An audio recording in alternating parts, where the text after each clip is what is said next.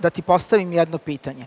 Kada bi ti sada neko rekao da izabereš, da ti damo glas kao dobrom pevaču ili kao nekom ko će ovde imati koreografiju i na neki način možda nas krenuti da obećava da će biti zvezda, šta bi ti izabrao? Da uzmem taj glas kao dobrom pevaču. Da, kao pevač. Eto.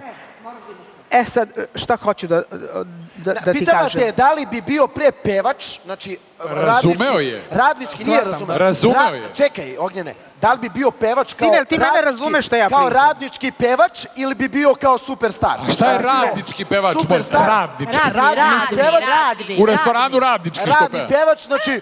Pošalju te, baje, pa ti tamo otpevaš nešto zbedno, neku svadbicu, nešto uzmeš tu, baje 300-400 eura ili budeš superstar, pa kad se biju oko tebe da ti pipne neko. I uzmeš 500 eura. Ja ću ti navesti jedan primer, mada znam sigurno da i ti to znaš. Naša najveća muška zvezda trenutno, već nekoliko godina unazad, je Aco Pejović. Ja imam utisak da kad on stoji na bini, bila sam mu i gost i imamo i duet, da ćemo i nas dvoje zaspati, a ne publika koja nas gleda. Znači, a on je najveća muška zvezda. Nemoj tako nikada me hvališ, molim te. Kako će svi zaspati, to nije dobro. Čekaj, Zorica, da saslušamo Zoricu. A on je naša najveća muška zvezda, puni od kluba do arene.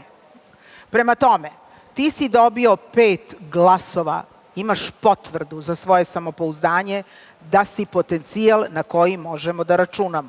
Ali Aco Pejović je seksi. On ima nešto. Možda i ja budem.